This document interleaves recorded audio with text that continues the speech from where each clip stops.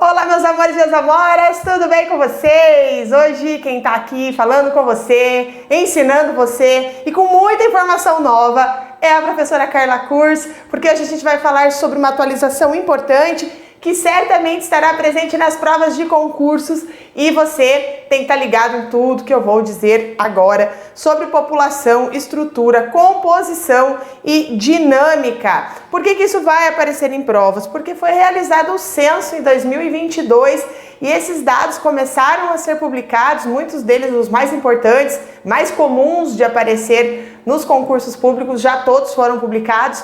E por isso eu estou aqui atualizando a sua aula. Você que é aluno do Fox Concursos, você sabe que a gente está sempre preocupado em atualizar todo o material para que você encontre rapidamente a alternativa correta lá no dia da sua prova, tá bom? Então a gente vai falar sobre população, né? A gente vai estudar a população brasileira e ela é fundamental, né? Esse assunto é fundamental para que a gente possa compreender as características sociais, as características econômicas, a dinâmica populacional,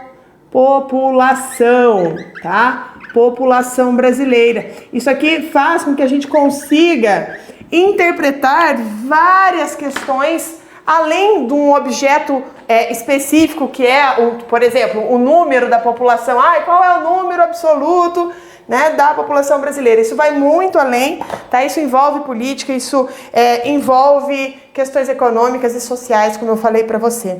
Então, esse censo é realizado pelo Instituto Brasileiro de Geografia e Estatística, com certeza você já ouviu falar, né, o IBGE, e as informações coletadas por essa instituição é extremamente valiosa sobre então essa população, sobre a estrutura da população, sobre a composição e sobre a dinâmica. Então todos esses itens você vai encontrar aqui na nossa aula. A gente vai explorar aí os principais aspectos desses dados recentes e atualizados. E por que eu estou falando super recentes e atualizados? Foi feito em 2022 e o censo é realizado a cada 10 anos. Então os dados que você está vendo aqui, né, que você vai assistir nessa aula, são os dados válidos por pelo menos 10 anos. Daqui 5 anos, o IBGE faz uma avaliação mais geralzona para fazer uma previsão, mas são dados que serão usados nos próximos 10 anos e eu espero de verdade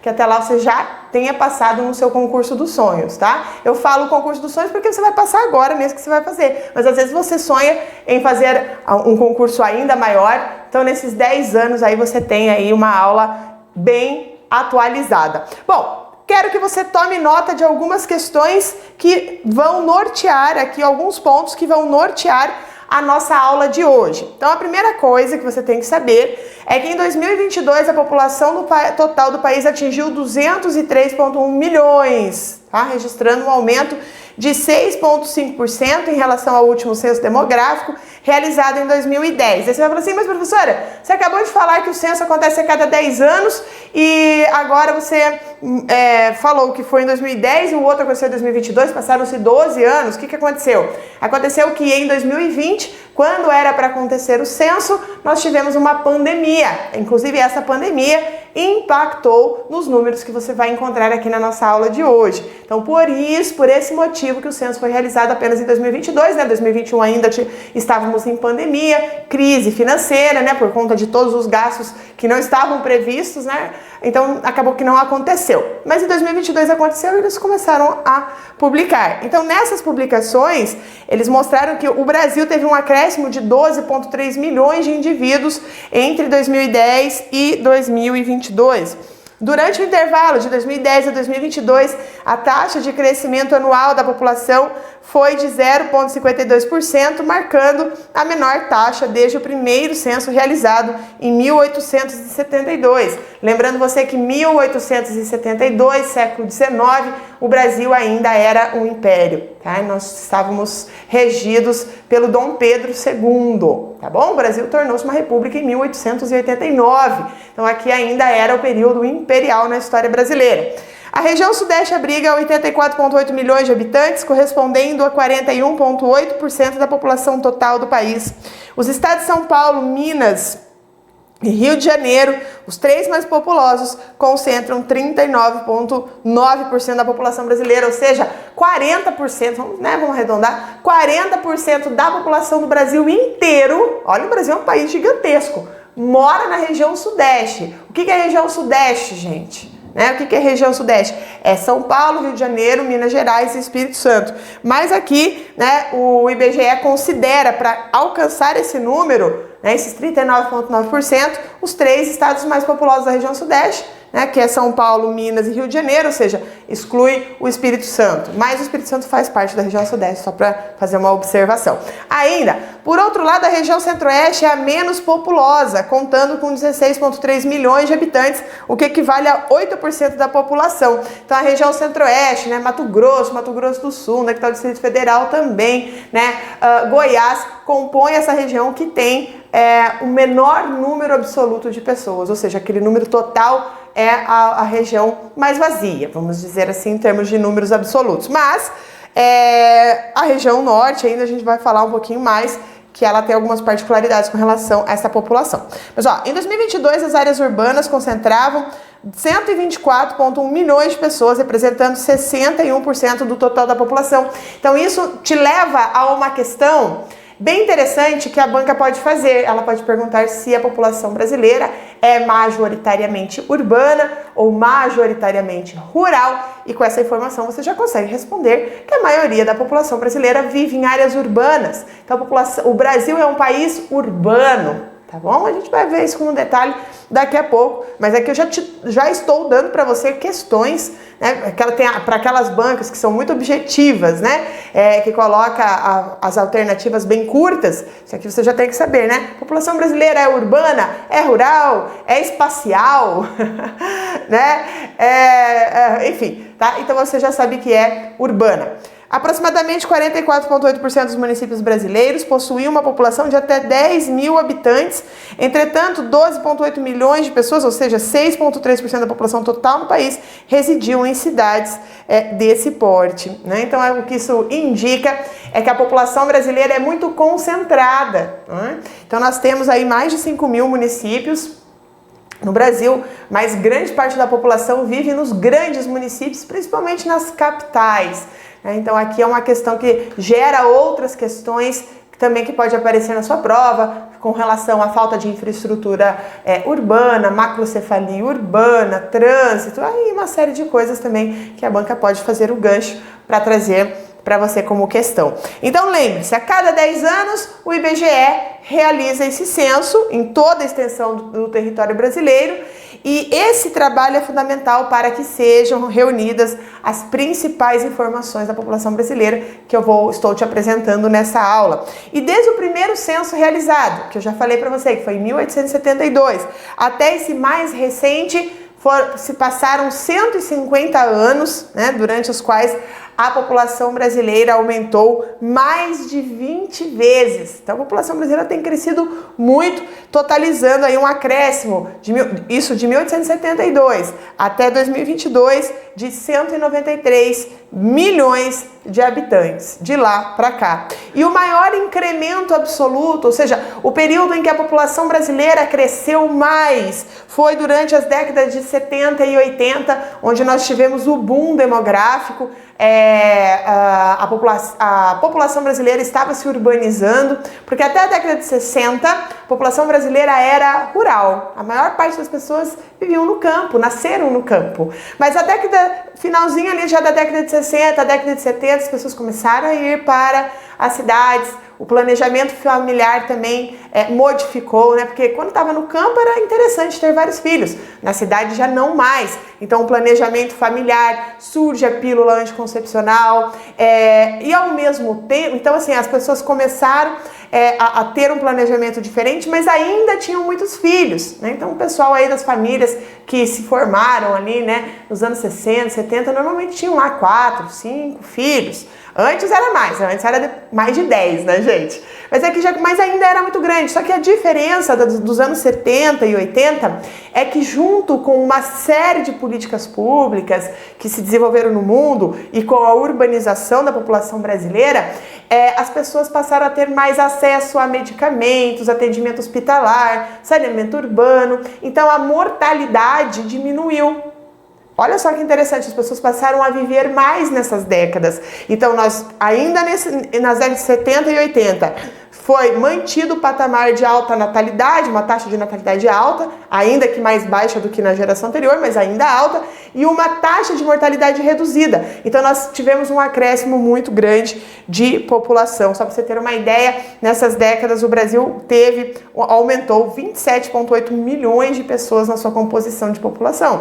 No entanto, os dados históricos do censo indicam agora uma diminuição média anual do crescimento desde a década de 60. Então nós tivemos um boom, né, na década de 70 e 80 por conta dessa redução da mortalidade, né, e aumento da expectativa de vida, mas desde a década de 60 a população passou a ter menos filhos, então o ritmo de crescimento passou a ser diferente, menor. E em 2022 a taxa de crescimento anual foi reduzida para menos da metade do que era em 2010, tá? Situando-se ali em 1,17%. Vou mostrar aqui para você um gráfico que foi desenvolvido pelo próprio IBGE, mostrando a população brasileira em 1872 e como ela está em 2022, mostrando aqui, ó, justamente que o grande crescimento também que eu estava comentando aqui com você da população se deu aí a partir da década de 70 e 80. Então, aqui são alguns números, né, que eu quero compartilhar com você. Depois esses números estão no seu material, você pode olhar com calma. Aqui uma outra forma de você ver a mesma informação.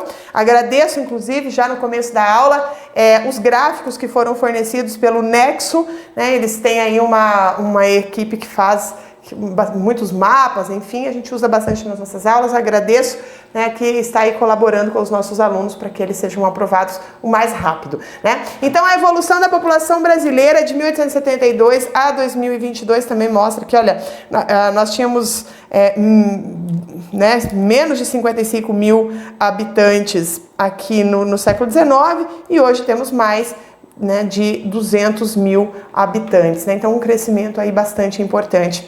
E em um país extremamente diverso, né, com mais de 203 milhões, gente, mais de 203 milhões de habitantes, o Brasil tem dimensões continentais, com comunidades vivendo em áreas mais afastadas, né? Então a gente tem uma grande concentração de população no litoral, nas grandes cidades, mas nós temos aí uma população que vive em áreas mais afastadas. Esses grandes índices de desigualdade socioeconômica, a gente consegue perceber como que o censo é importante e é um instrumento importante para o bom funcionamento da democracia, porque assim o governo conhece a sua população e consegue formular políticas públicas para essa população, né? Então, como eu falei, o aumento da população real, né, desde o último censo foi de 128 mil, né, realizado aí, milhões, perdão, milhões não, 128 mil pessoas, e esse número representa um aumento de 9,25% quando comparado com o censo anterior.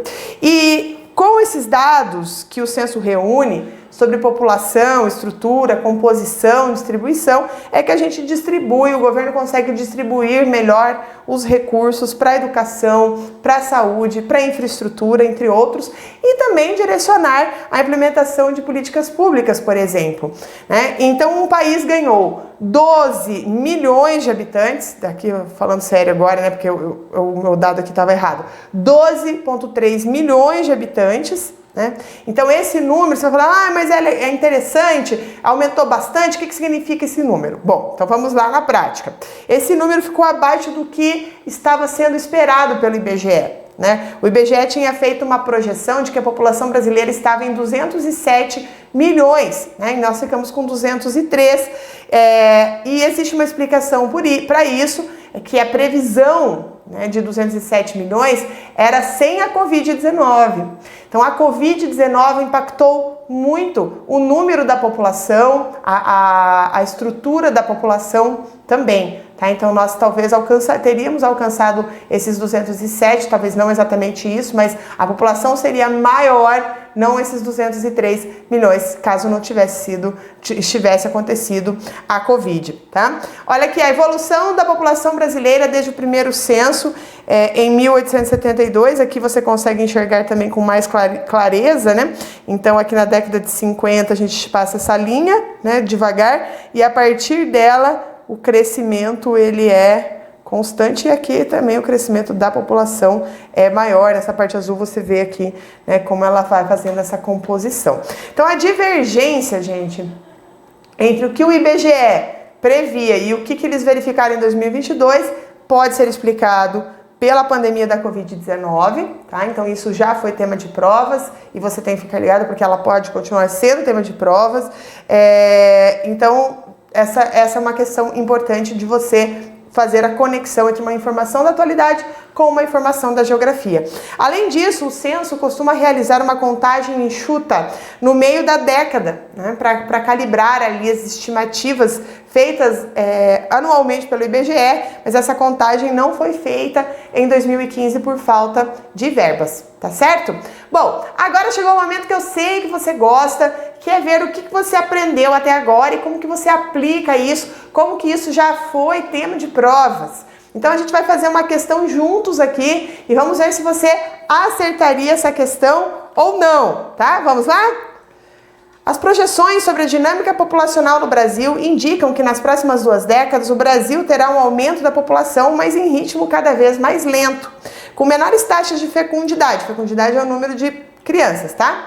A base da pirâmide etária vai diminuir e haverá um aumento do envelhecimento populacional, o que causará problemas sérios na saúde pública e na previdência social. A pandemia da Covid-19, por outro lado, afetou a dinâmica demográfica brasileira. Isso já foi tema de provas. Então, atenção aqui, o que eles colocam como afirmativas. O número de óbitos por Covid-19 em 2022, em 2020 e 2021, superou o de nascimentos?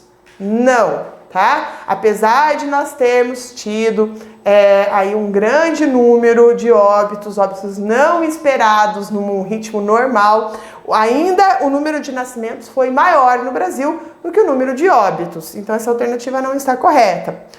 2. Os óbitos por Covid-19 foram mais frequentes em termos percentuais em pessoas com mais de 60 anos de idade. Verdadeiro, tanto é que a campanha de vacinação da Covid-19 foi dada, né, o início dela com idosos, porque era a população, né, foi a população mais atingida inicialmente com o número de óbitos. 3. Em 2021, o Brasil registrou a maior taxa de óbitos e o número de nascimentos foi o menor da série histórica iniciada em 2003. Sim, gente, verdadeiro. Então, assim, em 2020 ainda teve nascimentos, porque muita gente estava grávida em 2019, engravidou em 2019 ou no início de 2020, antes da pandemia estar declarada.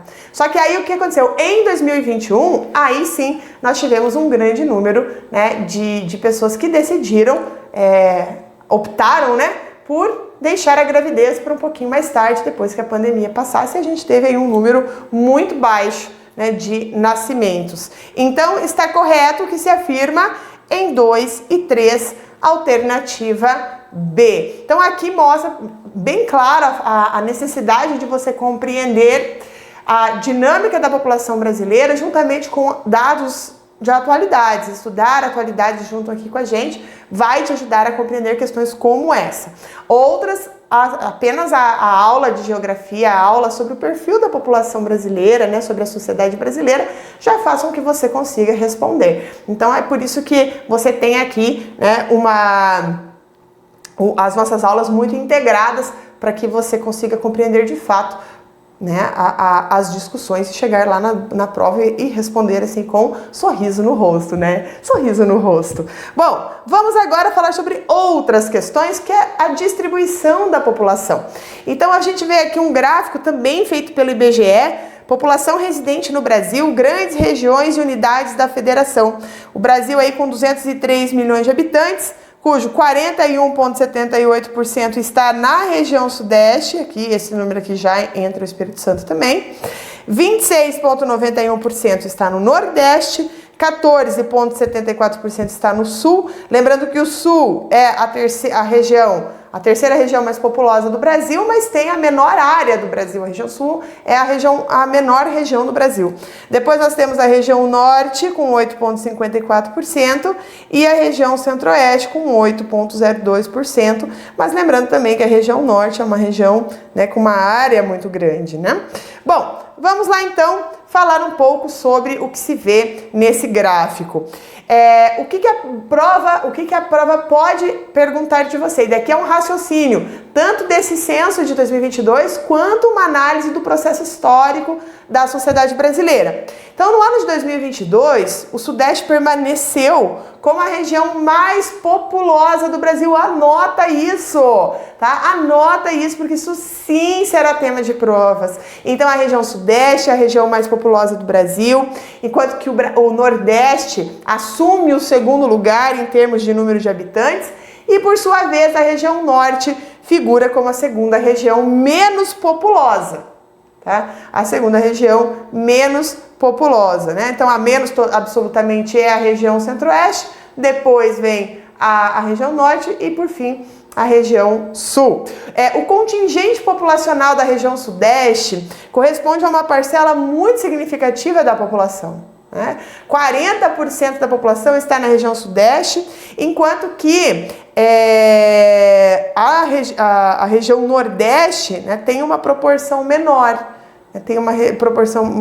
Mas ainda muito concentrada. Mas uma coisa interessante é que tanto a região Sudeste quanto a região Nordeste, que são as mais populosas do Brasil, as duas registraram as menores taxas de crescimento anual desde o último censo realizado em 2022. Ou seja, apesar de essas duas regiões terem as duas maiores populações do Brasil, apesar disso, elas estão crescendo de maneira mais lenta, tá, do que no passado. Vamos ver agora como que está acontecendo essa distribuição. Isso é também aí um assunto interessante para você aprender e lembrar lá no dia da prova. A porcentagem da distribuição da população no primeiro censo, que foi em 1872, quando o Brasil tinha 9,9 milhões de habitantes, e em 2022, quando o Brasil agora está com 203,1 milhões de habitantes. Então, lá no primeiro censo, o estado que tinha a maior quantidade de população era Minas Gerais, tá? E não está escrito errado aqui não, é porque lá no século XIX se escrevia Minas Gerais mesmo, tá bom? Tinha ali 2 milhões de habitantes, seguido pela Bahia, lembrando que a Bahia por muito tempo foi capital do Brasil, né? Então aí, claro que vai ter alguma concentração populacional. Depois vinha Pernambuco, São Paulo, olha lá São Paulo como ela cresceu, para você comparar com o século XXI, como que São Paulo cresceu do século XIX para o século XXI, né? De 837 mil habitantes, São Paulo hoje tem 44,4 milhões de habitantes, né? Chega a ser assustador esse número, quando a gente pensa, né, em termos de distribuição de população, de 203 milhões de habitantes, 44,4 milhões estão somente no estado de São Paulo. Isso é fruto de história, né, gente? De história, desenvolvimento econômico, ciclo econômico, políticas públicas, infraestrutura, indústrias e todo o processo que São Paulo passou para chegar aí a ser um estado tão chamativo para a imigração, né? Depois, hoje nós temos São Paulo em primeiro lugar, Minas Gerais, Rio de Janeiro, Bahia e Paraná. Olha só o meu estado aqui, ó, meu estado em quinto lugar como o estado mais populoso do Brasil, tá certo? Então aqui uma questão de comparação. Atenção, portanto, atenção. Segundo os dados do censo, São Paulo, Minas e Rio de Janeiro são as unidades da federação mais populosas, ou seja, que tem o número absoluto, o maior número absoluto de população, tá? E o maior aumento populacional desde 2010 foi registrado em Roraima, porque você sabe que apesar de São Paulo, Minas Gerais e Rio de Janeiro terem o maior número de população do Brasil, esses estados reduziram o ritmo e outros estados têm aumentado, como é o caso de Roraima, tá bom? Bom, olha aqui, outro mapa que nos ajuda para... Eu trago esses mapas porque a gente tem vários... Eu não sei qual que é o seu perfil, mas nós temos alunos que aprendem melhor ouvindo. Nós temos alunos que aprendem melhor escrevendo. Nós temos alunos que aprendem melhor vendo imagens. Então, como essa aula é uma aula que se insere em muitos dados, porcentagens, números, eu gosto de trazer essas imagens para que você consiga interiorizar e aprender de forma mais fácil o que eu estou te falando aqui em forma de fala, da aula, de explanação, de explicação. Então, a população dos estados brasileiros do censo 2022, aqui então você vê quanto mais escuro for o verde no mapa, maior é o número da população. Então, a gente vê essa concentração nessa linha, né? Essa linha é uma linha que é bastante interessante você ver como ela se destaca em termos de população. A gente retira talvez um pouco aqui Santa Catarina e o Espírito Santo, mas Rio Grande do Sul, Paraná, São Paulo, Minas Gerais e o Rio de Janeiro aqui do lado acabam então tendo um destaque se comparado com o restante do Brasil. E 636 mil habitantes que vive em Roraima, é o estado brasileiro com a menor população. Então, qual é o estado brasileiro com a maior população? São Paulo. E qual é o estado brasileiro com a menor população? Roraima. Anotou? Anotou? Olha que é questão de provas, hein? Olha que é questão de provas, depois você me agradece. Olha lá então, São Paulo 44 milhões, Minas Gerais 20,5 milhões, Rio de Janeiro 16,6 milhões, Bahia 14,1 milhões, Paraná 11,4 milhões e o Rio Grande do Sul 10,9 milhões. Por muito tempo o Rio Grande do Sul foi mais populoso que o Paraná. O Rio Grande do Sul, inclusive, é um estado maior do que o estado do Paraná, mas o Paraná tem crescido bastante nesses últimos tempos, né? É muito concurseiro vindo de tudo que é lugar do Brasil para estudar aqui em Cascavel com a gente no Fox, né? O bom é que agora não precisa mais, né? Porque agora a gente é online apenas. Já tivemos por muito tempo aqui as nossas aulas presenciais, mas agora a gente só trabalha no online para que todo mundo do Brasil tenha acesso às aulas do Fox.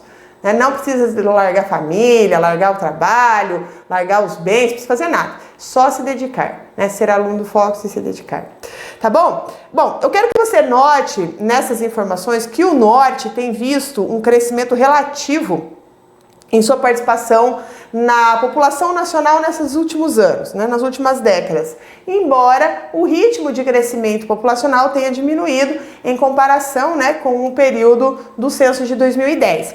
Por outro lado, a região centro-oeste, embora seja a região com o menor número absoluto de população, ela apresentou a maior taxa de crescimento anual entre as regiões. E eu já vou te dando um spoiler, tá? Eu vou te explicar isso com mais detalhes daqui a pouco, mas já vou te dando um spoiler. Isso aqui pode ser tema de provas. Por que a região centro-oeste tem crescido com o número absoluto de população? É só porque eles estão tendo mais filhos? Não. É porque a região centro-oeste está atraindo mais imigrantes, pessoas chegando na região centro-oeste, vinda de outras regiões em busca de oportunidades. Mas, professora, que oportunidade tem na região centro-oeste? Agronegócio, tá? O agronegócio traz uma cadeia de produção gigantesca que acaba atraindo pessoas de outros lugares, tá? Então, só te dando um spoiler, a gente vai trabalhar isso mais no detalhe daqui a pouco. Bom, com relação à região sul, embora, né, com uma participação modesta na população total do país, teve também um aumento populacional moderado em relação ao último censo. São Paulo, né? Gente, São Paulo sempre me deixa impressionada quando eu falo sobre São Paulo em questão de população. Mas enfim, o que chama bastante atenção é que o crescimento caiu muito mais em algumas regiões do que outras, né?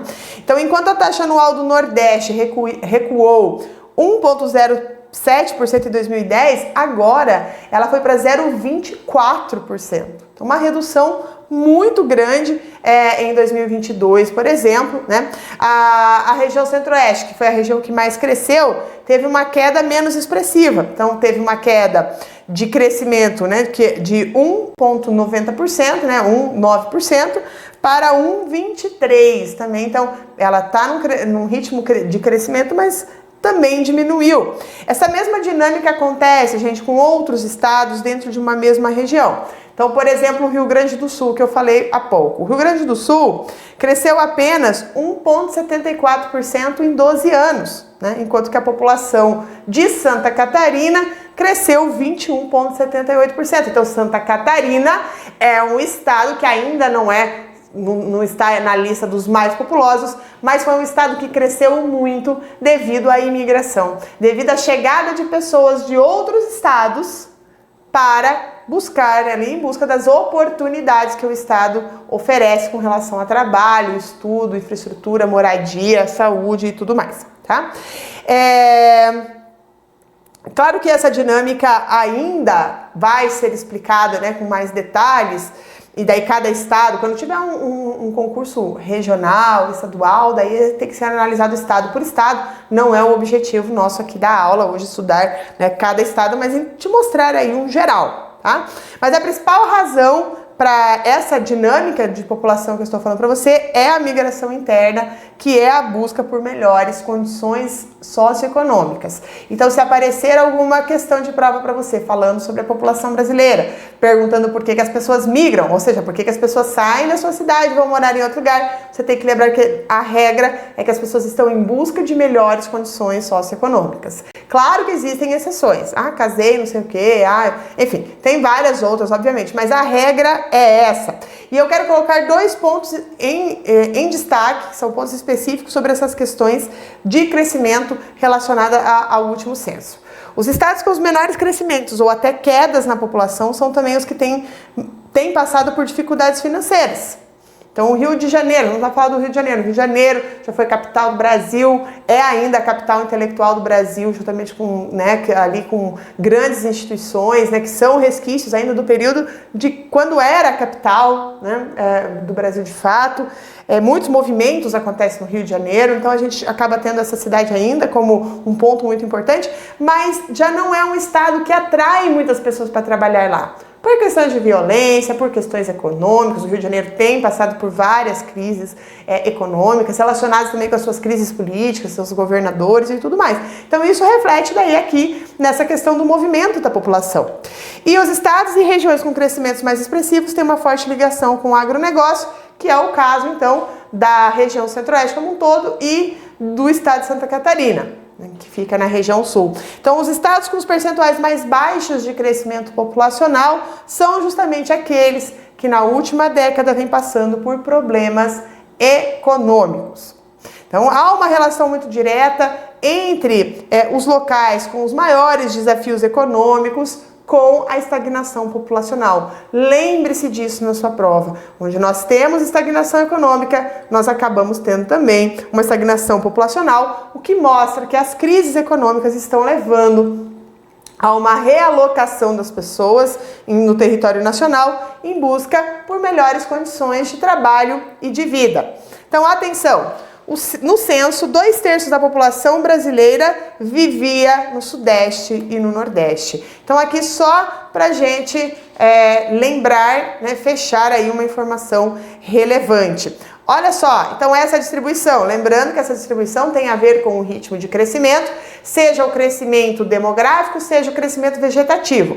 Então, o que é o crescimento demográfico? O crescimento demográfico é quando você considera as migrações, entrada e saída, né? E também o número de nascimentos e óbitos. Isso é o crescimento demográfico.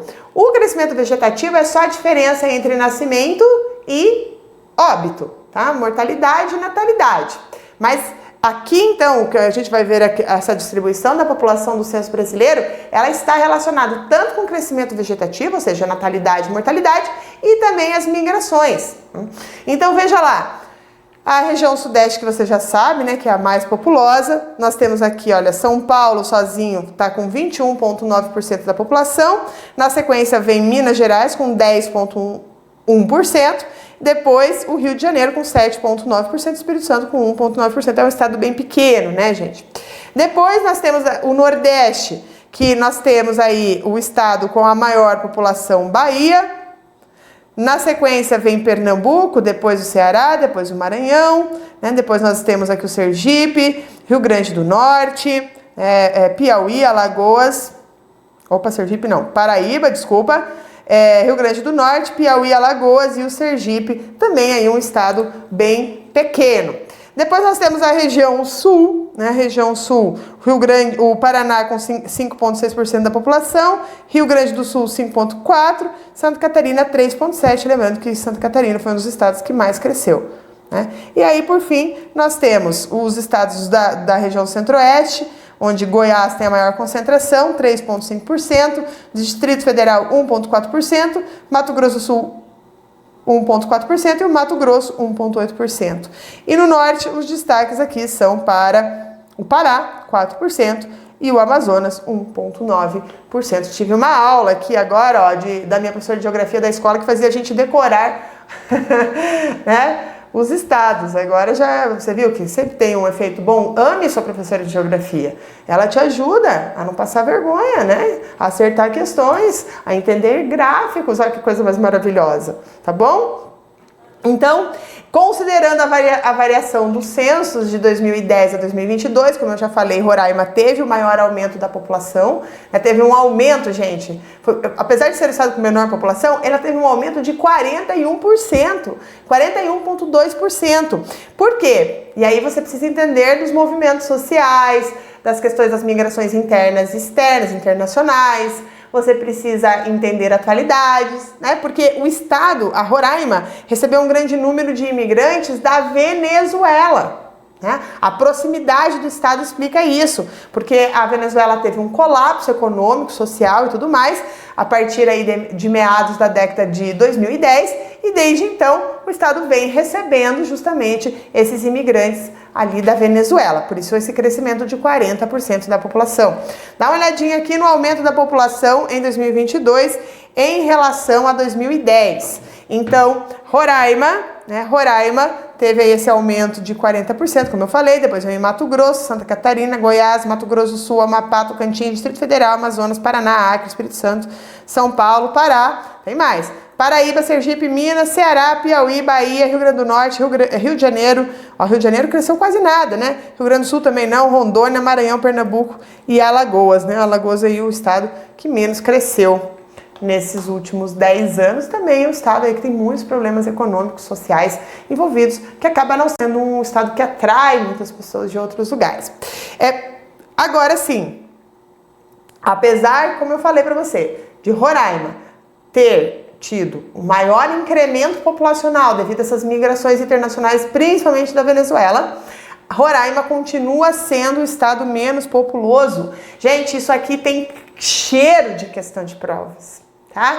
Aumentou a população absoluta, mas ainda continua sendo o estado menos populoso, né? E Amapá e Acre são os estados subsequentes, tá? Com o menor número de habitantes. Então, primeiro Roraima, depois Amapá e, por fim, o Acre. Os 3 estados com menor população no Brasil. E eu vou destacar também alguns outros exemplos da região sul e sudeste com relação a essa questão de atração, porque, né, de movimentos migratórios. Porque, embora essas tenham sido as regiões que puxaram em números absolutos o crescimento populacional do Brasil, as altas foram bem mais expressivas em alguns estados, mais em alguns estados do que outros, como eu estou mostrando aqui para você nesses gráficos. Então, no Sudeste, por exemplo, São Paulo e Rio de Janeiro, embora São Paulo seja um estado extremamente populoso, ele continuou ganhando habitantes, tá? Enquanto que no Rio de Janeiro teve uma estagnação, resultado de crise econômica e política.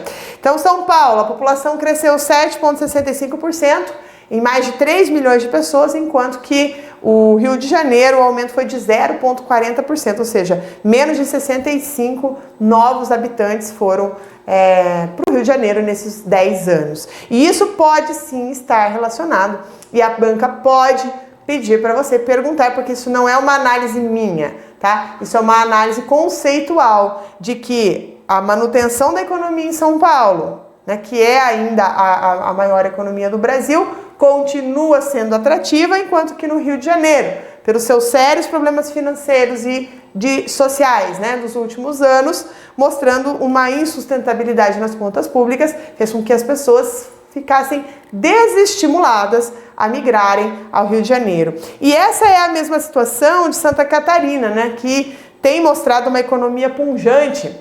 Santa Catarina é um estado que cresce muito economicamente falando, e o seu vizinho, o estado do Rio Grande do Sul, que já foi aí uma das maiores economias do Brasil, passou por problemas semelhantes ao Rio de Janeiro, com estagnação econômica, sem conseguir pagar, né, as suas contas, pagar os seus funcionários públicos, e isso acabou fazendo com que o estado não fosse tão atrativo. Então, nesse contexto, eu quero pontuar que as pessoas passam a buscar novos lugares para eles viverem. Então, não é só um estado que não recebe migrante, são estados que perdem população, porque vendo que o seu estado não consegue oferecer um bom salário, oportunidades de emprego, enfim, né, uma boa qualidade de vida, as pessoas começam a migrar para os outros lugares que têm mais oportunidades, né, com custos de vida mais baixos, melhores oportunidades de receber bons salários,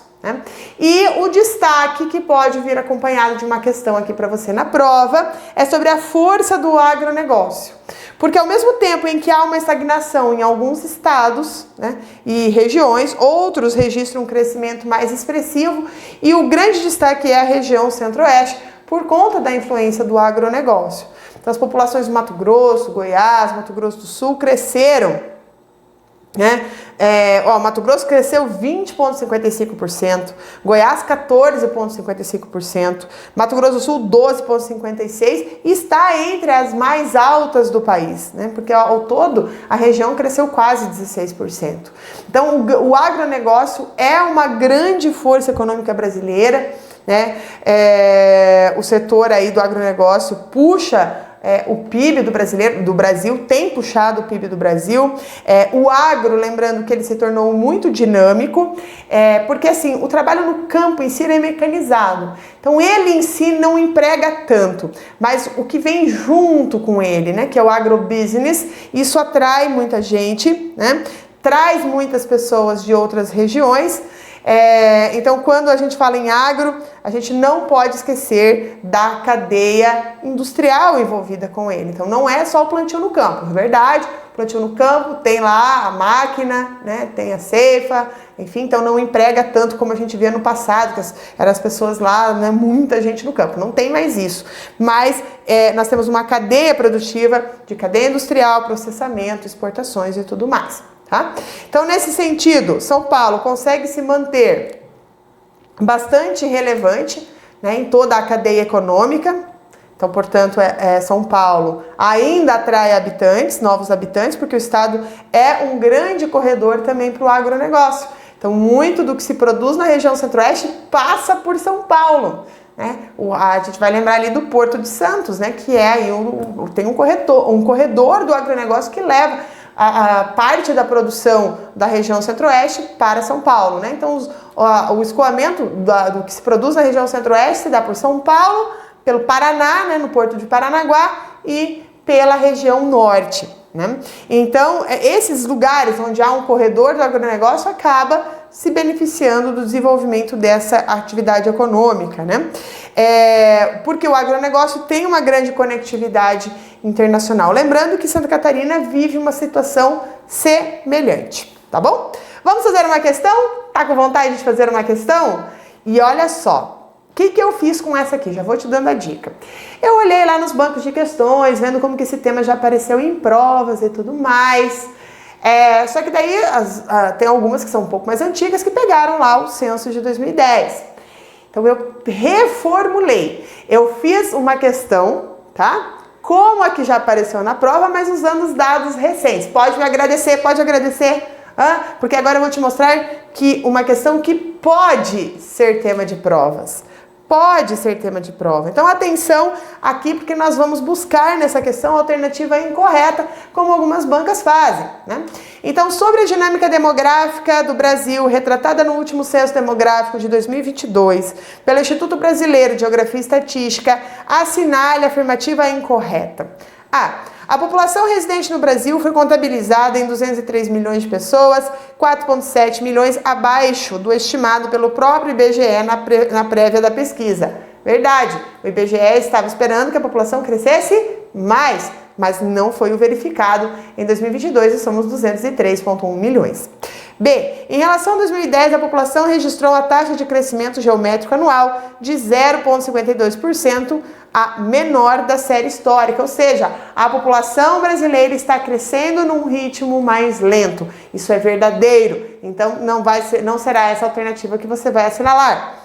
Depois, as regiões do Brasil apresentam populações e taxas de crescimento bastante parecidas. Não, ao contrário, né? As regiões brasileiras elas têm registrado, né, um ritmo de crescimento bastante diferente, né, distinta, né, que é fruto de uma combinação de vários fatores. Então, as regiões crescem, tem uma dinâmica de crescimento diferente por conta da economia local, pelas oportunidades de emprego, pela migração, pelas taxas de natalidade que são diferentes em cada uma delas, além da história particular, dos processos históricos de povoamento e urbanização, tá? Ainda eu quero falar uma outra coisa com relação à alternativa. Então, a alternativa incorreta é a alternativa C, tá? Não são parecidas, são desiguais. Eu quero falar um pouquinho mais sobre aqui a alternativa B, sobre essa questão do menor crescimento da série histórica, né? Porque essa diminuição do ritmo de crescimento não tem uma causa única, caso a banca venha cobrar de você, tá? Mas ela é um resultado de uma série de fatores que estão interconectados, né? Como a queda da taxa de fecundidade, então as pessoas estão tendo menos filhos, por conta da pandemia da Covid-19, e possivelmente um saldo migratório internacional negativo. Então, possivelmente, o Brasil não recebeu muitas pessoas vindo de outros países. Então, todos esses fatores demográficos estão atrelados fortemente às nossas mudanças sociais, às políticas econômicas que o Brasil viveu nesses últimos 12 anos, né, de 2010 a 2022, que separam, então, esse período aí. Por isso que tem só tentando te explicar as motivações, porque elas também podem ser temas de questão, né? Então, você não tem que ficar decorando só os números, mas você tem que entender o porquê, porque as bancas podem cobrar, né? D. A região sudeste continua sendo a mais populosa? Verdadeiro. A região sudeste continua sendo a mais populosa, apesar de não ser a que cresce em ritmo mais acelerado.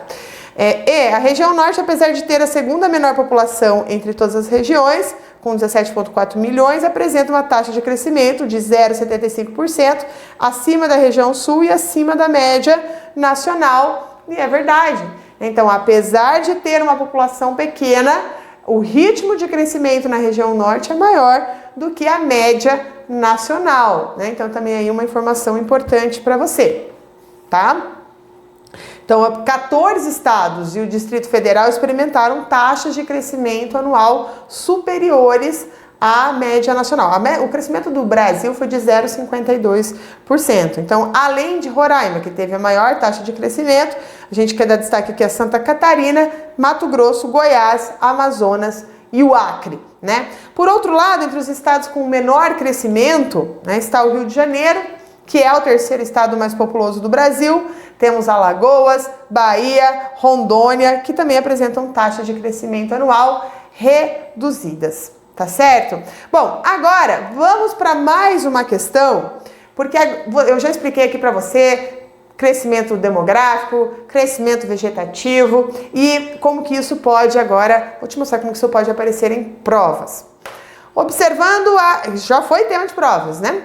Então, observando a dinâmica demográfica brasileira, especialistas do IBGE, a partir de projeções com base nos censos realizados pelo mesmo, apontam que na quarta década do século XXI, o Brasil passará por uma inversão demográfica, né? Ou seja, né, vai mudar aí a forma como a dinâmica da população acontece. Então, assinale a alternativa que contém as características desse momento. Então, o número de nascimentos será igual ao de óbitos? Não. O número de óbitos será maior do que o de nascimentos? A população masculina será maior que a feminina? O número de nascimentos será superior ao de óbitos? Não, tá? Então, as pessoas estão tendo, né, aqui o número de óbitos será maior do que o de nascimentos, visto que as pessoas estão tendo cada vez mais filhos e a população brasileira está envelhecendo. Então, a alternativa B para essa questão, tá? Então, os estudos mais avançados mostram que em 2039 nós teremos uma inversão demográfica no Brasil. Então vai ficar diferente do que é hoje.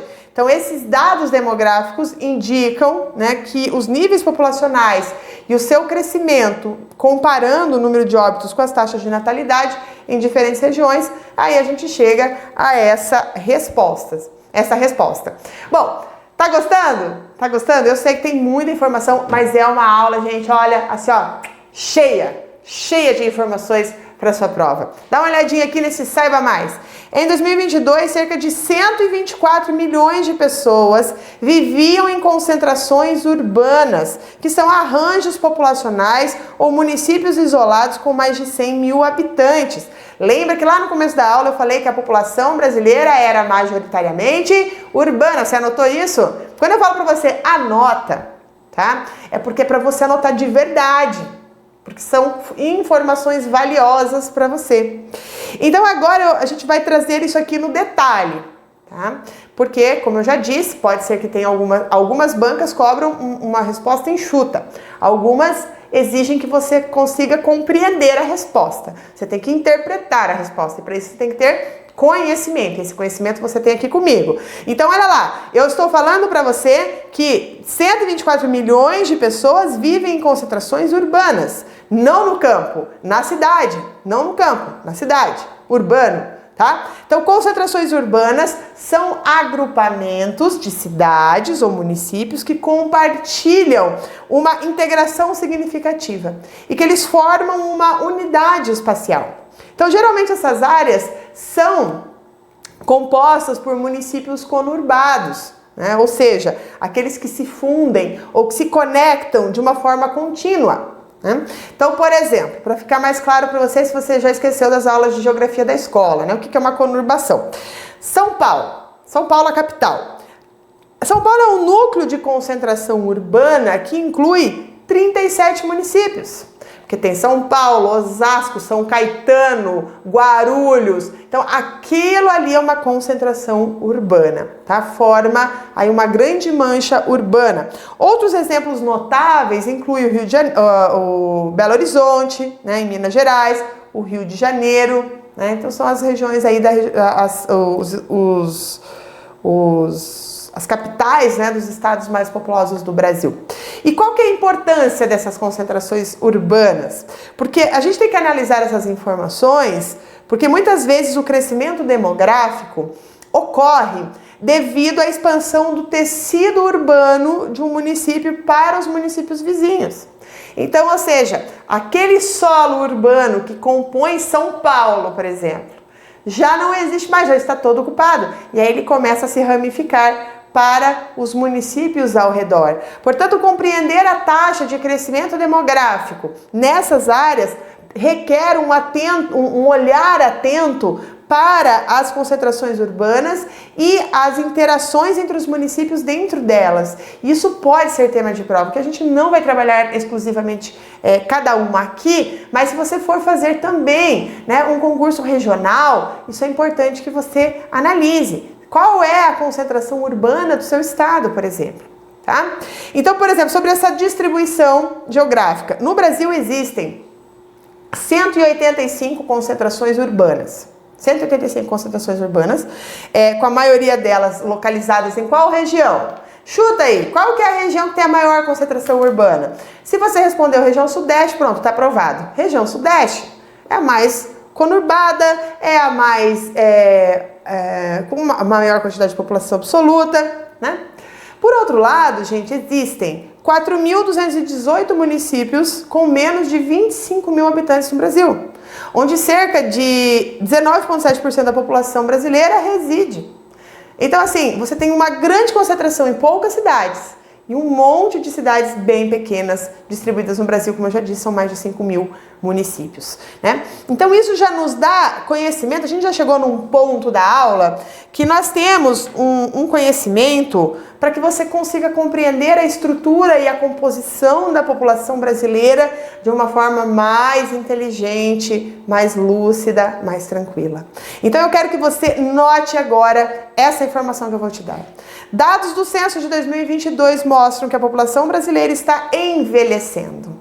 Isso é reflexo da crescente expectativa de vida e da diminuição da taxa de fecundidade no Brasil. Guarda isso num potinho de ouro e leva para sua prova, porque isso aqui é tema de prova. O que é tema de tudo isso, professora? Que sim, a população brasileira está envelhecendo. E por que está envelhecendo? Porque está vivendo mais. Tá? Crescente expectativa de vida e também uma diminuição da taxa de fecundidade do Brasil. Então as pessoas vivem mais e tem menos crianças na nossa sociedade. Então significa que o Brasil é um país que está se tornando mais velho. A população brasileira, é mais fácil você ver um idoso do que uma criança. Isso é o ritmo, nós não estamos nesse patamar ainda, mas é o caminho que nós estamos seguindo. Nós estamos envelhecendo. Então, se por um lado é óbvio que é muito bom que a gente esteja vivendo mais, tá? Mas por outro lado, isso tem consequências e essas consequências podem ser cobradas na prova. Né? O que isso significa, por exemplo, para o Brasil, né? Para o futuro? Quais são os desafios? Quais são as oportunidades que essa mudança demográfica traz? Então, tudo isso a banca pode usar em forma de questão para te avaliar. Então, segundo a pesquisa de 2022, o Brasil chegou a 203 milhões de habitantes. Isso você já sabe, né? Crescemos aí apenas 6,5% em relação a 2010. E isso representa apenas 0,52% por ano, né? Que é a menor taxa desde 1872, no ano que nós fizemos o nosso primeiro censo, tá? Além disso, e agora a gente entra para uma outra análise, né? A proporção de idosos aumentou, enquanto que o número de crianças e de jovens diminuiu. Então, o envelhecimento da população brasileira é o resultado de dois fenômenos demográficos, tá? Então, o primeiro é a queda da taxa de fecundidade, isso é, uma expectativa média do número de filhos que a mulher terá ao longo da sua vida reprodutiva. Só para você ter uma ideia, na década de 60 esse número era de 6,3 filhos por mulher. Pensa aí na sua avó, na sua mãe e pensa em você, tá? Seja você homem ou mulher, tá? Quantos filhos você tem expectativa de ter? Qual a probabilidade de você ter 6 filhos? Eu acredito que dentro de todos os nossos alunos do Focus, certamente vai ter alguém que vai falar, eu quero ter muitos filhos, mas a maioria esmagadora vai dizer, prof, quero ter poucos, 2, 1, ou muitas pessoas vão falar nenhum, tá? Essa é uma tendência, né? Então, em 2010, olha só, então na década de 60, o número de filhos por mulher era de 6,3. Em 2010, passou para 1,87. Ô, professores, estão tendo um filho e meio?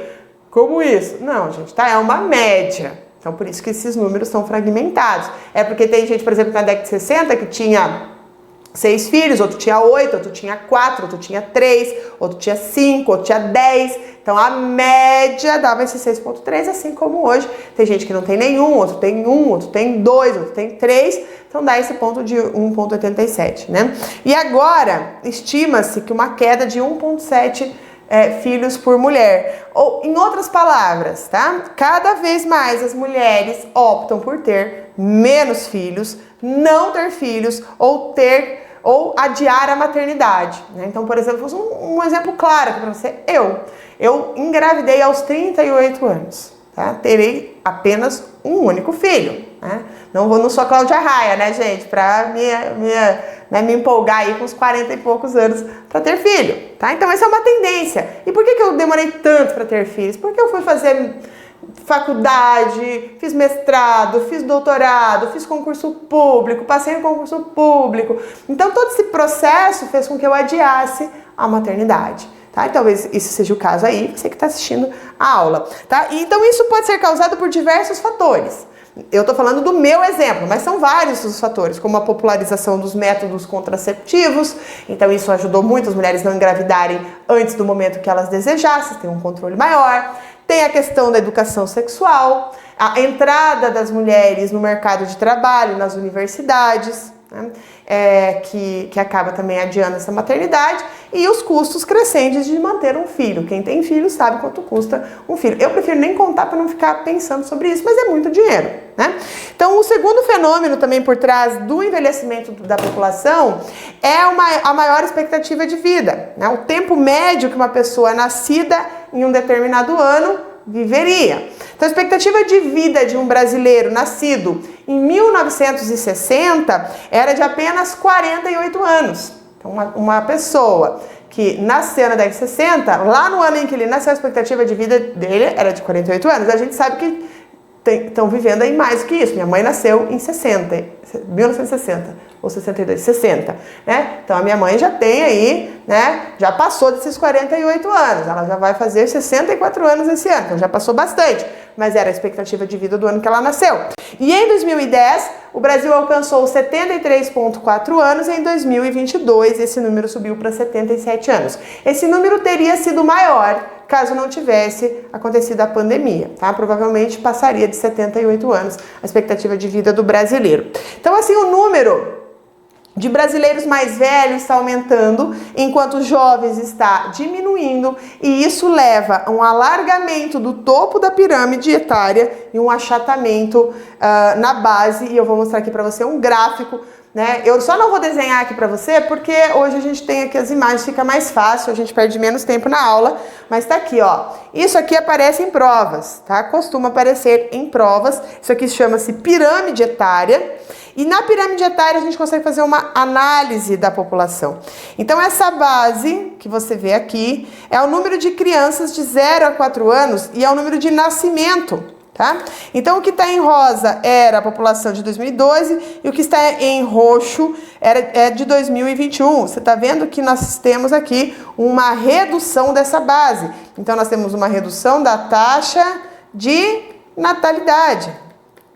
E aí, ainda a população brasileira permanece predominantemente adulta, tá? Então, apesar dessa redução da taxa de natalidade, o aumento do topo aqui, que é a questão dos idosos, ainda a população brasileira é uma população adulta. Mas dá uma olhadinha aqui como que cresceu o número das pessoas de 80 anos e mais, né? Porque está aumentando a expectativa de vida, o envelhecimento da população está acontecendo, tá bom? Então, quais são, gente, as consequências do envelhecimento da população brasileira?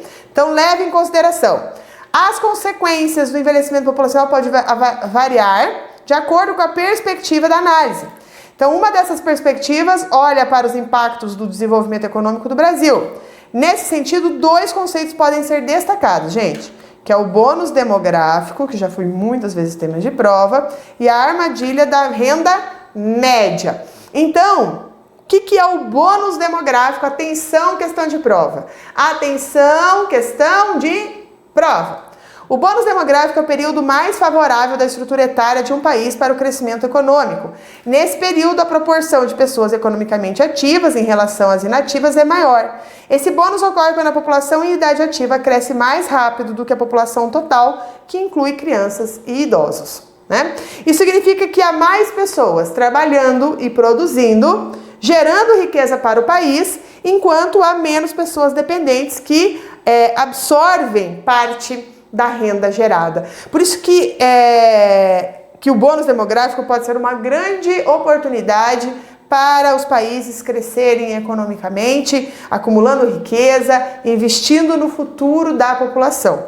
Então, em outras palavras, são mais pessoas trabalhando que podem gerar mais riquezas. Por sua vez, ela pode ser investida em saúde, em educação, em desenvolvimento tecnológico, infraestrutura, produtividade, com o propósito de assegurar uma qualidade de vida à sociedade no futuro. Tá? Então, agora perceba que essa é uma possibilidade, é uma teoria. Tá? O bônus demográfico não é uma garantia do crescimento econômico, de maneira alguma. Por isso, porque ele depende de políticas públicas adequadas, também um ambiente favorável para o desenvolvimento. Então, nesse sentido, a pior consequência, gente, olhando lá para o futuro, tá? A pior consequência do envelhecimento populacional para o Brasil, do ponto de vista econômico, tá? Do ponto de vista econômico, é o Brasil se tornar velho, né? Um país de idosos, antes de se tornar rico. Tá? Antes de se tornar rico, porque daí nós teremos muitos idosos sem estar na idade produtiva e poucas pessoas para manter essa população, e aí começa a faltar coisas para esses idosos. que no futuro seremos eu e você. Então o nome disso é a armadilha da renda média. Atenção aqui, ó. Esse conceito descreve a situação dos países que alcançaram uma renda per capita mediana, mas não conseguem avançar para um patamar mais elevado de desenvolvimento econômico e social com renda mais alta, como é o caso de alguns países europeus. Então, como eu expliquei para você, o bônus demográfico pode ajudar nesse salto. Contudo, ele é temporário e depende de políticas públicas que aproveitem o potencial produtivo da população. Então, alguns especialistas, inclusive, eles acreditam que o Brasil está desperdiçando o bônus demográfico e isso também já foi tema de prova. Tá? Então, isso o que significa? Que o Brasil estaria subutilizando a sua força de trabalho, seja pelos altos níveis de desemprego, seja pelo grande número de pessoas em trabalhos de baixa qualidade, né? Que são, por exemplo, o Brasil é um país que tem muita gente no trabalho informal, né? Entregadores de aplicativo também entra nessa classificação. Então, idealmente, essas pessoas estariam contribuindo mais para o país em ocupações mais bem pagas e produtivas do que eles estão fazendo agora. Então, se o país não reverter esse quadro, nós podemos ficar presos, né, na armadilha da renda média e enfrentar sérios problemas sociais e fiscais no futuro. E o bônus demográfico do Brasil ainda não terminou. Então, a gente tem que aproveitar, gente. Tem que aproveitar, tem que fazer o Brasil enriquecer de alguma maneira. Alguns dizem que esse bônus pode se estender até 2035, né? Um pouco antes ou um pouco depois, mas a janela está se fechando, né? Então, para assegurar o bem-estar da população cada vez mais velha no futuro, é necessário retomar o quanto antes o desenvolvimento econômico de qualidade, não somente pontual, né? E isso passa inevitavelmente por políticas públicas assertivas e estratégicas. Vamos lá para uma questão de prova? Vamos lá? Já foi tema de prova. Observe a imagem e responda. Expectativa de vida no Brasil. Tá? Expectativa de vida no Brasil aqui, informação relevante para você. Ele coloca aqui que a idade média do brasileiro... Opa! Desculpa, gente.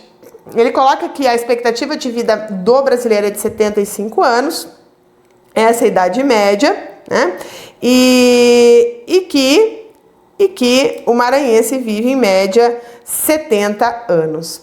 E daí ele coloca aqui, olha, que interessante. O envelhecimento populacional é uma característica comum nos países de economia desenvolvida, né?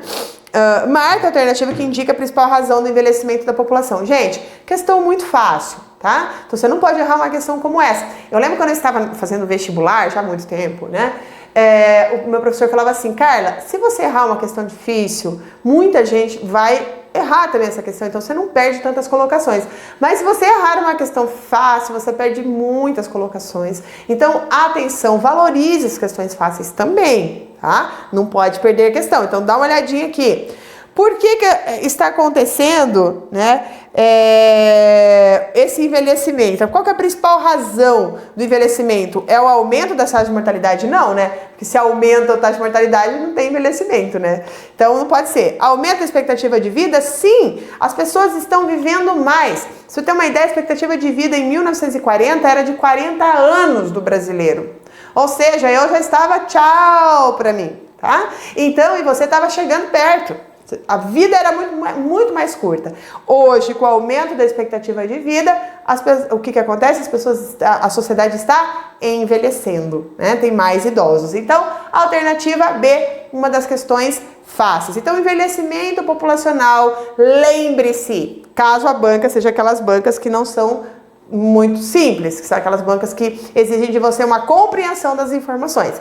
Então, o envelhecimento populacional é causado... Já notou? Quais são os motivos? Vamos lá, vamos ver se você sabe.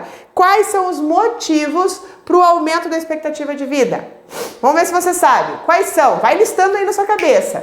Então, se na sua cabeça apareceu informações como melhorou a medicina, verdade? Essa é uma das questões que a banca pode colocar para você como que explica o envelhecimento. Melhoria nas condições de saúde, verdade, né? Então, as pessoas hoje estão cuidando mais da saúde. Estão mais preocupados, atividade física, se alimentar bem, tomam os medicamentos, estão vacinando, então estão melhorando. Também nós temos hoje melhores padrões de higiene, escovar os dentes, por exemplo, hoje um hábito que eu espero que você tenha, fazer isso após as refeições, ou pelo menos 3 vezes por dia. No passado isso não era comum, tinha que ensinar as crianças a escovar os dentes na escola, senão não escovava, tem se alimentado melhor. Os avanços tecnológicos também contribuem para uma vida mais longa. Então, quando as pessoas vivem mais tempo, a proporção da população idosa aumenta em relação à população jovem, e é isso que leva ao envelhecimento populacional. Só para você ter uma ideia, nessas últimas informações do censo, a idade mediana da população é de 35 anos. Como assim idade mediana? A idade do brasileiro médio hoje, considerando todo mundo, é de 35 anos. Então isso quer dizer que a metade da população brasileira tem 35 anos ou mais, no censo de 2010, esse número era de 29 anos, então a gente já viu aqui que o aumento da idade mediana reflete justamente esse envelhecimento dos brasileiros. Quantos anos você tem? Vamos ver se você está na média aqui, se você é uma pessoa da média. Então isso mostra a queda da taxa de natalidade e o aumento da expectativa de vida. Então a última projeção que tinha sido feita lá em 2018, antes do censo, eles previam que a idade mediana do brasileiro seria de 32 anos. E agora eles já verificaram e falaram não. Olha, foi mais acelerado esse envelhecimento do que o IBGE previa. Vamos ver aqui então essa pirâmide, essa pirâmide etária do Brasil no censo de 2022, em 1 milhão de pessoas, o que nós temos aqui? Então nós temos a idade mediana da população dos homens, e nós temos aqui das mulheres. Então as mulheres acabam vivendo mais, não sei se você sabia, mas a expectativa de vida da mulher, em média, é de 7 anos a mais do que o homem. Mulheres vivem mais, por quais razões? Porque as mulheres já têm de rotina fazer o preventivo, vão ao médico pelo menos uma vez ao ano, então consegue descobrir doenças mais rapidamente. As mulheres também se envolvem menos em questões, em trabalhos perigosos, em atividades perigosas e violentas.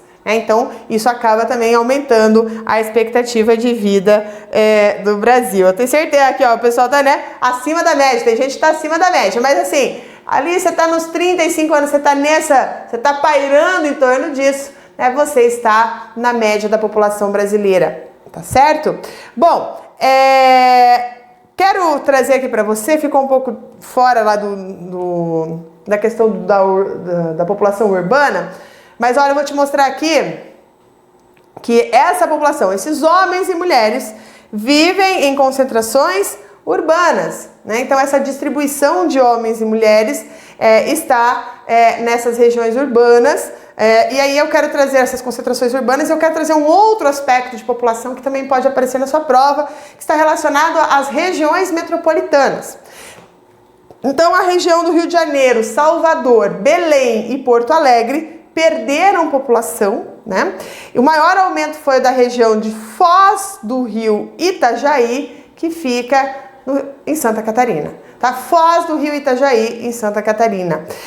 Também no censo de 2022, São Paulo e Rio de Janeiro permaneceram como as maiores metrópoles do Brasil. Então toda essa população que está envelhecendo vive aonde, gente? Em áreas urbanas. Tem uma concentração São Paulo e Rio, mas a região metropolitana do Rio de Janeiro perdeu a população pela primeira vez, como você já sabe, Então a gente não pode esquecer destas questões, Em geral, o município polo dessas regiões metropolitanas também são os mais populosos, isso é uma observação importante. Qual que é o município polo da região metropolitana de São Paulo? São Paulo. Então, as exceções são o Manaus, que não aparece na lista das 10 regiões metropolitanas, Porto Alegre, que não é um dos 10 maiores municípios também, Bom, vamos fazer uma questão aqui. A dinâmica demográfica do território brasileiro parece indicar uma nova tendência, uma desmetropolização que se verifica em paralelo à permanência do fenômeno metropolização. A opção que melhor explicita, a tendência apresentada pelo texto é, bom, vamos lá. O que é a metropolização? É a concentração de população nas grandes cidades. Hoje a gente tem visto que as pessoas estão vivendo mais nas cidades médias. Então eu já vou direto lá para a alternativa correta, tá?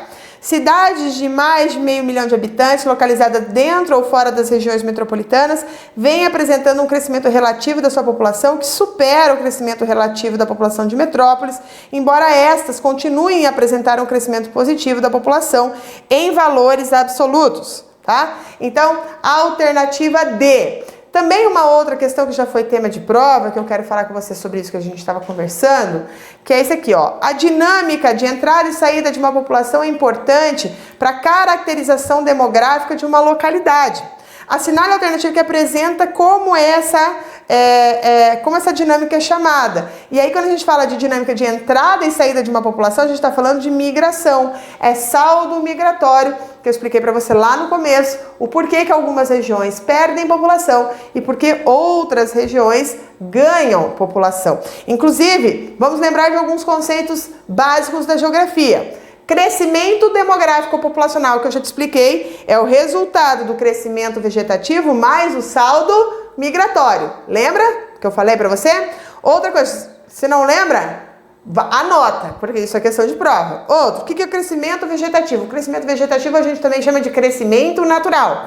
Essa é a diferença da taxa de natalidade com a taxa de mortalidade, né? Ou seja, qual é o crescimento natural da população? O que se espera? Naturalmente, nascem e morrem pessoas. Então, esse crescimento natural chama-se de crescimento vegetativo. E o saldo migratório é a diferença entre a entrada e a saída das pessoas em uma área que está sendo analisada, né? Considerada. Então, é a imigração menos a imigração. Emigrante é o que sai, imigrante é o que chega, para quem não consegue lembrar lá, né? Emigrante é o que sai, o imigrante é o que chega. Eu moro em Cascavel. Se eu sair de Cascavel para morar em Curitiba, que é a capital do meu estado, em Cascavel eu sou uma emigrante, porque eu saí de Cascavel, e lá em Curitiba eu sou uma imigrante, porque eu cheguei na cidade, fui do interior para a capital. Aqui, ó, as 10 maiores regiões metropolitanas. Então, a maior região metropolitana do Brasil é São Paulo, seguida do Rio de Janeiro, Belo Horizonte, Distrito Federal, Recife, Porto Alegre, Fortaleza, Curitiba, Salvador e Goiânia.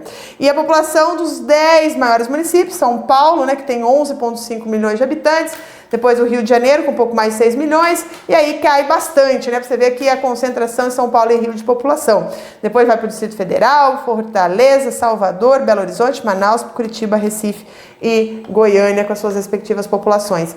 Então, o critério para a região metropolitana, utilizado nesses gráficos, é a definição dos arranjos urbanos do IBGE, que segue aí os critérios estabelecidos pelo Instituto. Então, os arranjos se referem aos municípios que compartilham o mesmo espaço urbano, né?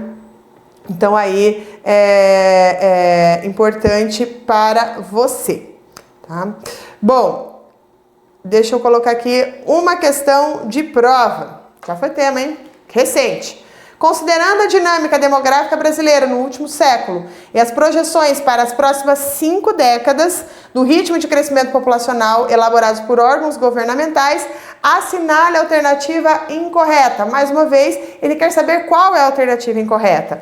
Então, a década de 1960, o país apresentava elevadas taxas de mortalidade e natalidade e mortalidade. Correto. Lembra? 6,3 filhos e a taxa de mortalidade era grande. Considerando, tá, como uma nação incluída na primeira etapa da transição demográfica. Verdadeiro. Tá? Então, as etapas da transição demográfica é muita gente nascendo, muita gente morrendo, primeira etapa. Depois, muita gente nascendo e o pessoal passa a morrer menos.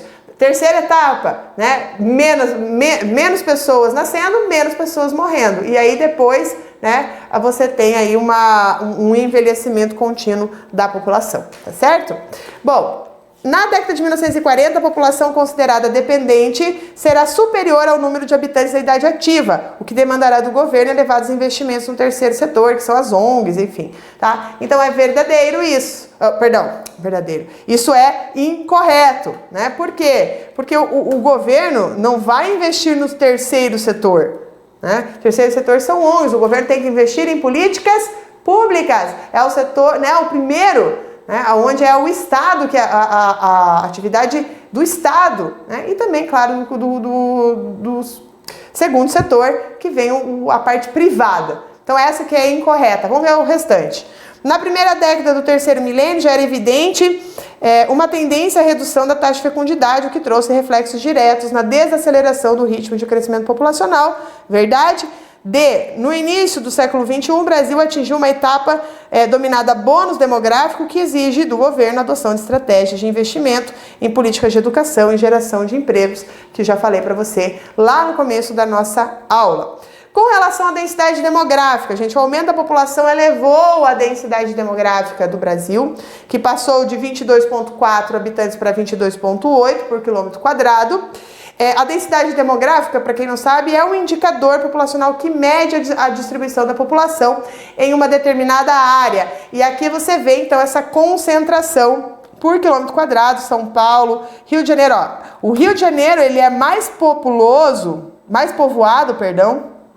do que São Paulo, porque o Rio de Janeiro tem mais pessoas por quilômetro quadrado do que São Paulo, depois em Paraná, Santa Catarina, que você vê aqui na região sul, né, região sul-sudeste, aqui no Nordeste também você vê as principais concentrações, tá? Então, apesar de ser um dos países mais populosos do mundo, né, o Brasil tem uma densidade demográfica relativamente baixa, né, em comparação com os outros países, porque nós temos uma grande proporção de terra, onde há pouca gente, né, como por exemplo a região amazônica, né?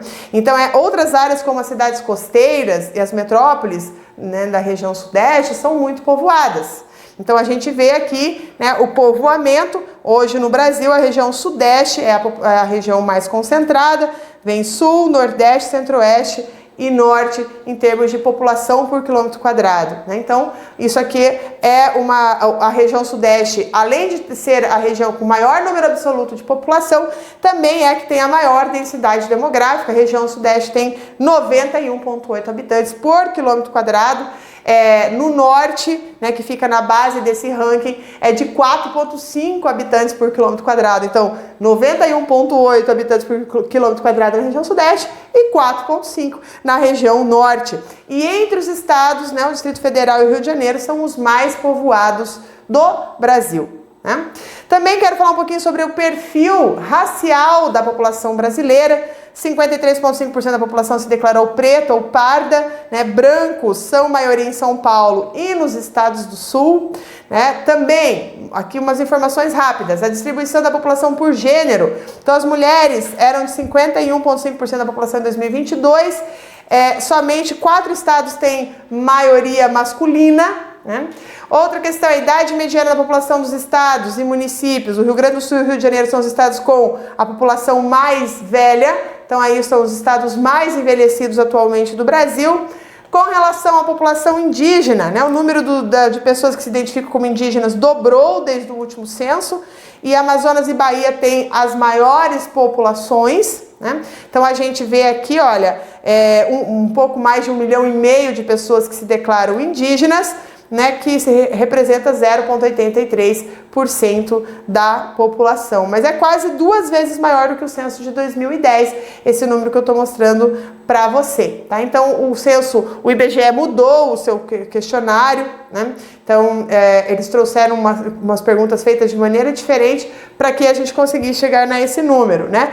Mas olha só que interessante, apenas 36,7% dos indígenas vive em terras indígenas, 63% vive fora das terras indígenas, vive aí, né, distribuídos pelo Brasil, né? Eu trago aqui para você depois uns gráficos que você pode ver com calma, né, depois sobre os municípios onde tem a maior concentração de população indígena, tá no seu material, né?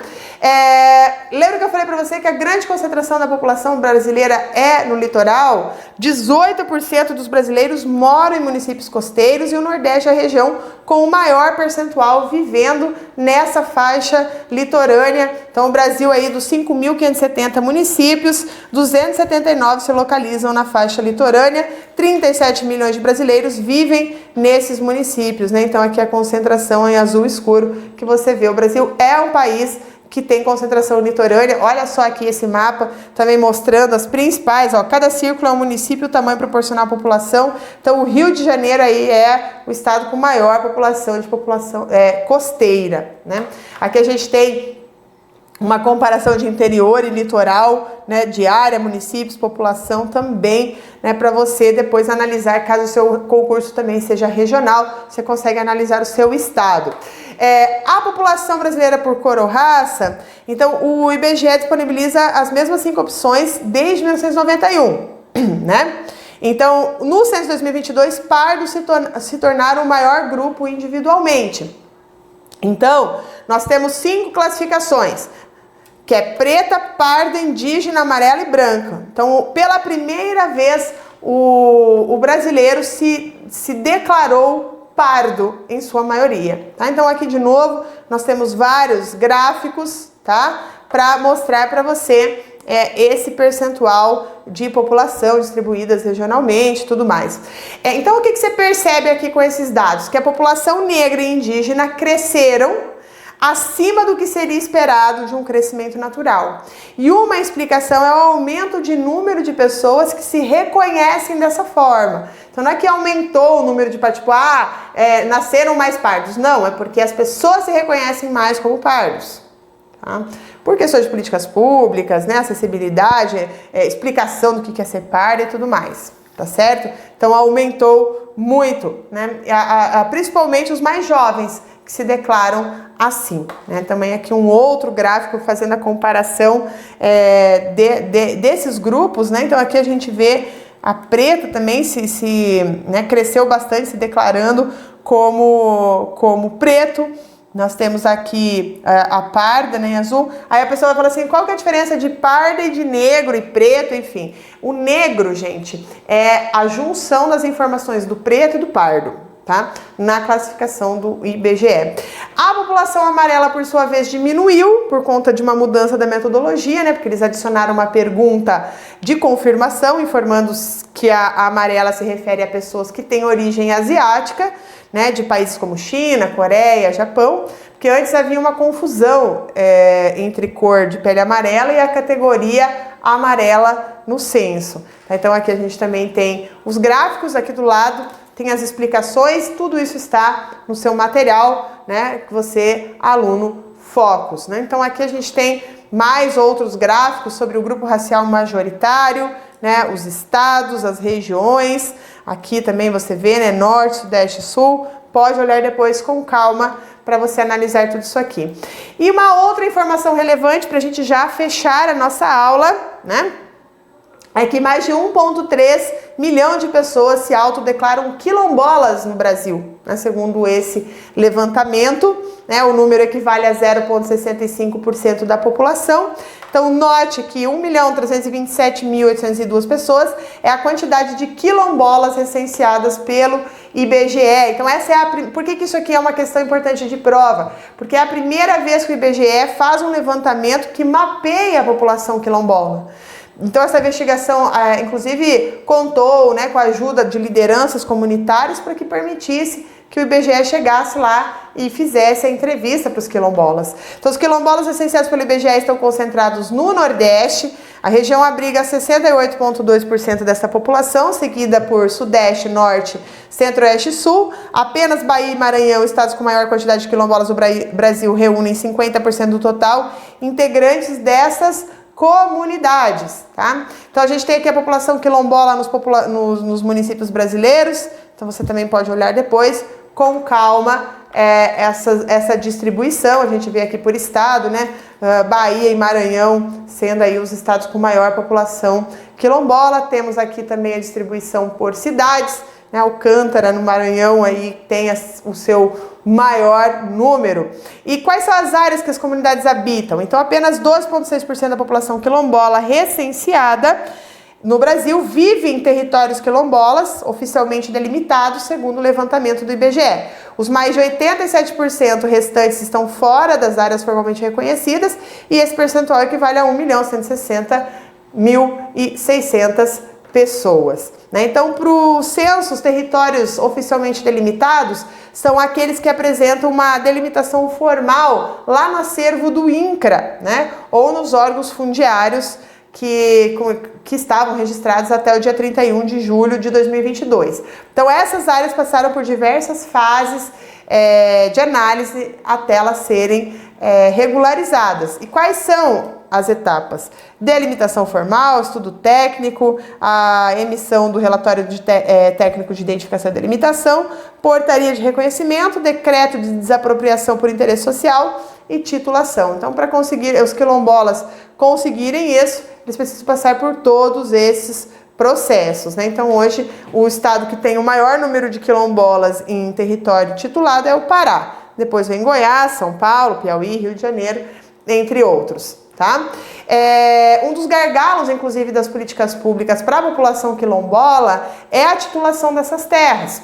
Então, como os dados mostram do IBGE, a maior parte dos quilombolas brasileiros vive fora das áreas regularizadas, e comunidades nessa situação acabam estando sujeitas à vulnerabilidade social e disputas por terra que estejam buscando essa titulação. Então, apesar de estar presente na Constituição de 1988, a titulação dos territórios quilombolas só foi regulamentada em 2003. Né? Então, desafios orçamentários, de capacitação, de interlocução entre as instâncias do governo, tudo isso dificulta a implementação de programas para as populações. E disputas políticas também afetam as políticas fundiárias. Vamos fazer uma questão? Olha lá.